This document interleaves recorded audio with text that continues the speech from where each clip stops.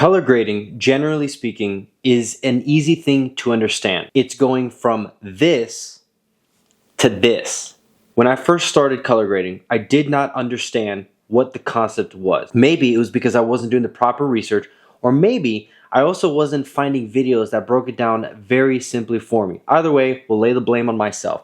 This is the kind of video I wish that would have existed when I first started learning color grading, how to understand the process and what exactly you must do in order to achieve a certain outcome. 6 steps in this video on how to color grade your footage correctly. This is for beginners. This is the video I wish I would have come across. So this is as simple as it gets. These are 6 things I wish I knew when I first started getting started color grading and editing videos. The first and most basic idea of color grading is that you must first convert your log footage to Rec 709. In the beginning, I thought maybe it was because of poor research on my end, but I thought you could buy a LUT from your favorite creator, apply it to your log footage, and you would get your desired look. The thing is, you must first convert it from log to Rec 709. If you apply a LUT to the log footage, you're going to get an oversaturated and blown out frame with all your colors going in all the opposite directions. You first need to bring the color back into your log footage. It's going to retain all the information for the color grading phase,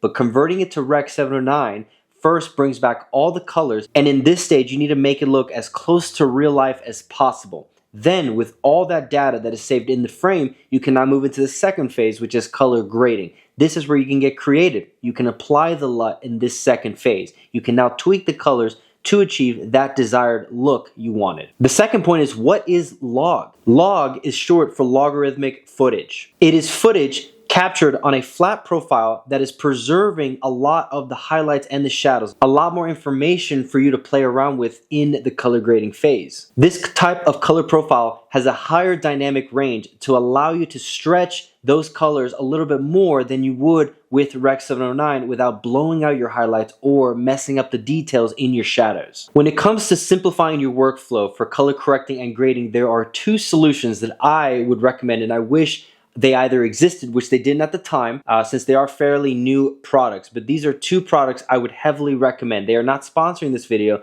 They're just ones that I personally use throughout my workflow. The first one is HumanVidco's collection of color correcting and grading LUTs. Now, this is limited specifically to Sony and Canon. This is off of Matti Haapoja's website. I'll link it in the description for you to check out. But essentially, you get a package of color correcting LUTs that'll bring your log footage into Rec 709 with different variants based on if you want more darker profiles or lighter profiles. Then they sell you with that package color grading LUTs that'll give you 6 different images and different profiles that you can actually play around with and manipulate. And the second one that I would recommend that is more versatile for a wide range of cameras is Shift. I'll link that one as well in the description. Also not sponsoring this video, but it's definitely one that I have used in order to streamline my workflow. I am releasing 1 video every day on Instagram, 1 video every day, every week on YouTube. Shift has allowed me to actually keep all the color correcting and grading on one node rather than creating a bunch of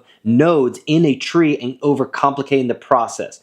Again, it's used for simplifying your workflow, but also giving you all the tools you need in a single plugin rather than going out of your way to create all these node trees for a project you probably need to knock out in 15 minutes. So it's very versatile and very quick and efficient. I also would recommend probably using Shift in the workflow of a much greater node tree. So if you probably need it for one effect, you can definitely use that and then branch off of that. But again, if you want it as your one-stop shop, Shift has definitely been one of the ways for me to go. One piece of advice that I wish I had been given when I was starting off was find a creator or 2 that you really enjoy watching, maybe for their colors, maybe for the way they edit, but for specifically for color grading, find creators whose colors you really are drawn to. If they sell LUTs, purchase them. There's nothing wrong with doing that. What that's going to help you do is actually learn the ins and outs of how these LUTs are working. You can tweak them in post-production, but eventually you're going to be personalizing them a whole lot more to your liking rather than just strictly sticking to what they sell you, because we all have different tastes, we all have different preferences. What then you'll find is that is a good base to actually learn how to manipulate colors on your own and thereby create your own LUTs